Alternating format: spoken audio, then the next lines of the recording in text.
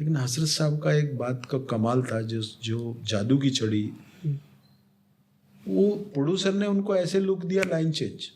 अच्छा। अरे हसरत साहब वो अच्छी थी, नहीं नहीं नहीं ये उससे अच्छी, नहीं नहीं नहीं वो मैं तो ऐसे ही देख रहा था। तो भले ही वो वही रख लें, लेकिन वो कभी भी, जैसे आपने बोला ना कि कभी बहस ही नहीं करते थे। वो कहते थे बेटा हमारा काम लिखना है, हम अपनी लिखी हुई चीज को, मतलब कोई कुरान हो या गीता थोड़ी है कि अब ये चेंज नहीं होगी, हम तो फिल्मी शायर हैं, अब ये ऐसा पसंद नहीं है तो ऐसा कर लो। और हसरत साहब का हर गाना इसीलिए हिट है कि उन्होंने कभी भी उसमें इस तरह का कुछ नहीं सोचा, जो है मैं क्या करूं राम मुझे बुढ़ा मिल गया, वो जी आप वो गाना, ये मेरा प्रेम पत्र पढ़ के कि तुम नाराज ना होना, बाहर हो फूल बरसाओ मेरा महबूब आया है, और आप बोलेंगे दिल के झरोखे में तुझको बिठाकर, और ऐसा गाना आजकल तेरे मेरे प्यार के चर्चे हर जबान पर, सबको मालूम है और सबको खबर हो गई, दिल की किताब कोरी है कोरी ही रहने दो, जो अब तक छोरी है छोरी ही रहने दो। मतलब वो कुछ जो भी लिख रहे हैं उन्होंने बड़ा एक इतिहास बनाया और बड़े नॉर्मल हिसाब से वो जिए। और उनको राजेंद्र कुमार मेरे महबूब ही बोलते थे। अच्छा। और वाकई में वो महबूब ही थे साहब, बहुत ही आशिकाना तबीयत थी उनकी, मिजाज से बड़े आशिकाना थे, लेकिन वो जो भी लिखते थे बड़े उनके एक अपने एक रिसर्च वर्क ऐसा था कि उनके हर दूसरे गाने में दूसरे गाने में तीसरे गाने में मौत की तरफ जरूर जाते थे। अच्छा। वो शायद जैसे मेरे लिए चुनरिया लगती है उनके लिए भी रहा होगा, घुमा फिरा के वो बात लाते थे। उनका अपना जिंदगी का एक तजुर्बा था। हर राइटर का कुछ ना कुछ ऐसा होता है, तो कोई ना कोई शब्द वो ऐसा जरूर घुमा के लाते थे।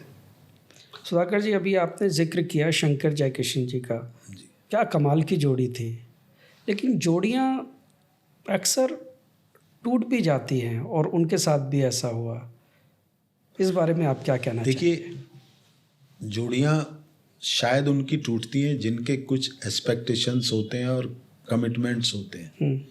जो दिलों की जोड़ियाँ होती हैं वो कभी नहीं टूटती। शंकर जयकिशन का कोई एग्रीमेंट नहीं था, कोई एग्रीमेंट नहीं था, और उनका अजीब सा एग्रीमेंट था। क्या? वो ये था कि मान लो आप शंकर जयकिशन को लेना चाहते हो, लेकिन थोड़ा प्राइस कम करना चाहते हो, और आप पार्टी जयकिशन की है। अच्छा। दोस्ती होती है ना, कोई किसी का दोस्त, कोई किसी का दोस्त। तो जय साहब का यही था कि भाई आप शंकर जी से बात कर लो। शंकर जी के साथ मैंने काम किया तो मैंने ये बात उनसे पूछी कि शंकर जी, सुना है आपके बीच में जोड़ी टूट गई थी। कौन बोला? जोड़ी वोड़ी कोई नहीं टूटी थी। अब उनका क्या सिस्टम था सर, उनका सिस्टम ऐसा था कि जयकिशन जी अगर गाना बना रहे हैं तो वो शंकर जी को सुना देते थे कि भाई साहब ये गाना बनाया देखो, तो शंकर जी बोलते थे ठीक है।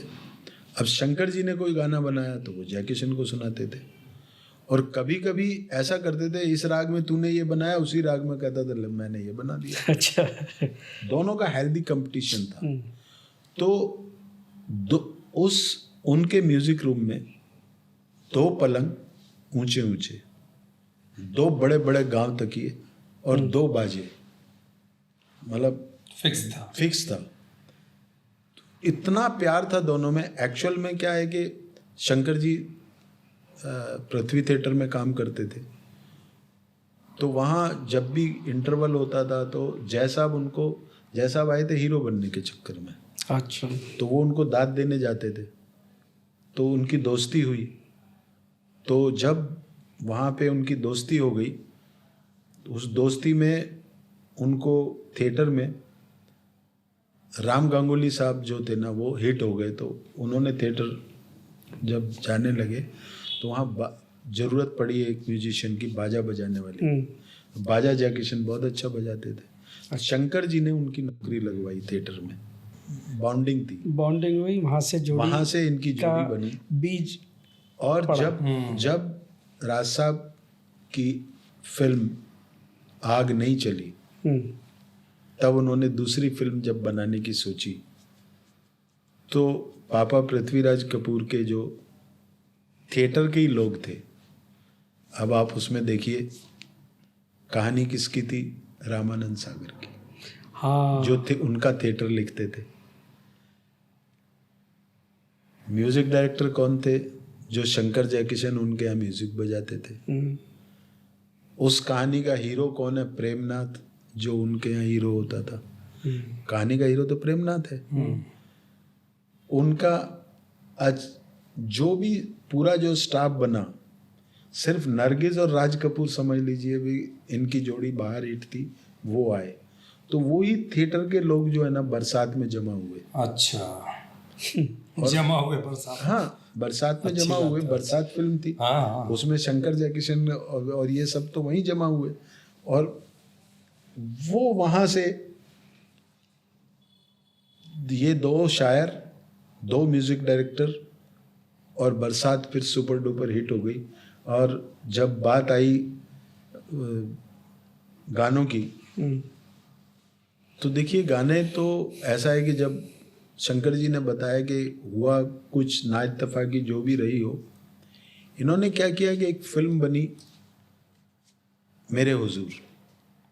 आप अगर मेरे हुजूर का पूरा गाना देखेंगे तो उसमें सब गाने हसरत साहब के लिखे हुए हैं।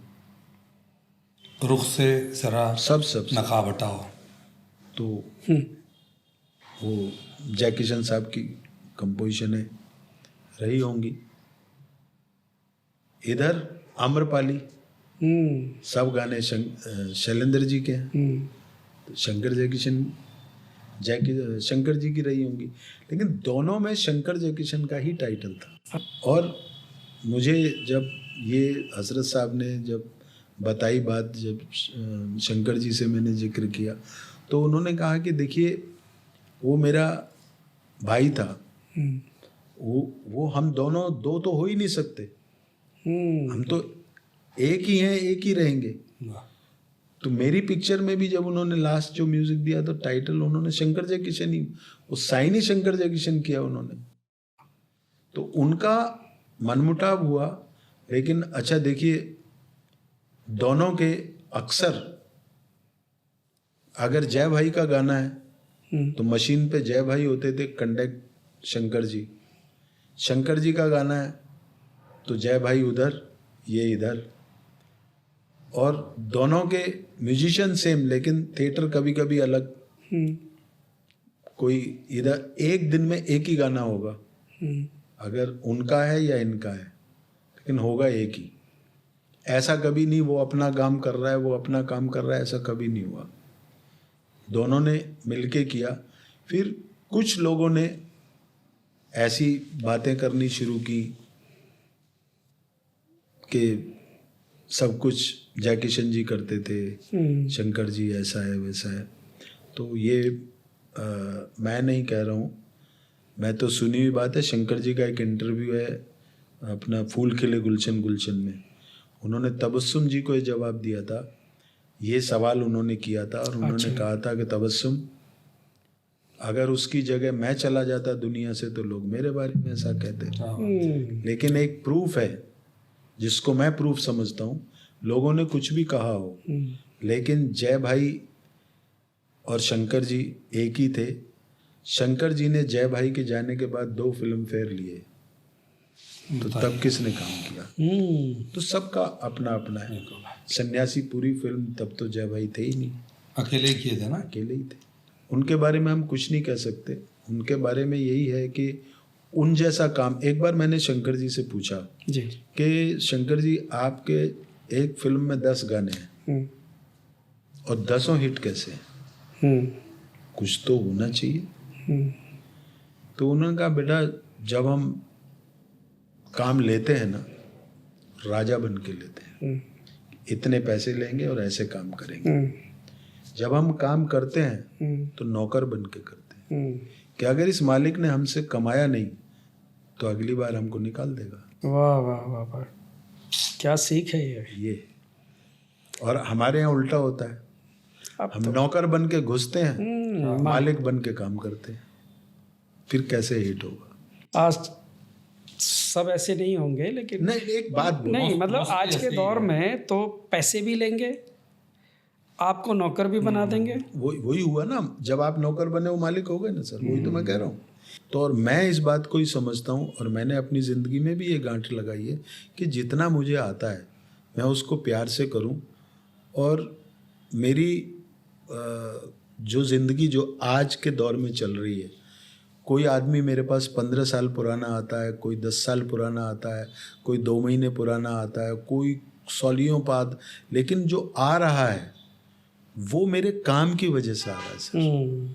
जिस दिन मैं समझता हूँ कि काम तो अच्छा ही करूँगा, लेकिन जिस दिन मैं ये सोच के काम करूँगा ना, अरे यार हम सुधाकर शर्मा हैं, हमने ये किया, हमने ये किया, कुछ नहीं। जिस दिन छोटा सा बच्चा पूछ लेता, अंकल आजकल क्या कर रहे हैं, वाह, क्या जवाब होगा, तो मैं उस सवाल के जवाब में काम करता रहता हूँ। कि अभी मैं कहता हूँ मैं यूट्यूब के लिए लिख रहा हूँ, ख़त्म, कुछ तो हो मेरे पास जवाब। यदि मैं घर में ही बैठ गया तो मैं उस बच्चे को क्या बोलूँगा, वो बोलेगा ना मैंने ये लिखा ये लिखा। उस टाइम तो वो बच्चा था नहीं, बच्चा वो आज का है। अगर आज का मेरा कोई 10 साल 15 साल का लड़का होगा, हालांकि मेरी किस्मत है कि वो भी उन गानों को जानता है, लेकिन मैं कह रहा हूँ कि अगर वो ये तो पूछ सकता है कि अंकल आजकल भी आप लिख रहे हो कि नहीं लिख रहे, तो मैं क्या जवाब दूंगा। तो वो जवाब के लिए मुझे अच्छा काम, किसी काम को छोटा ना समझ के पैसे के लिए मुझे काम नहीं छोड़ना चाहिए। ये हजरत साहब ने मुझे आखिरी गंडा बंद समझाया कि बेटा काम को जिंदा रखना है तो उसको अच्छा रखना।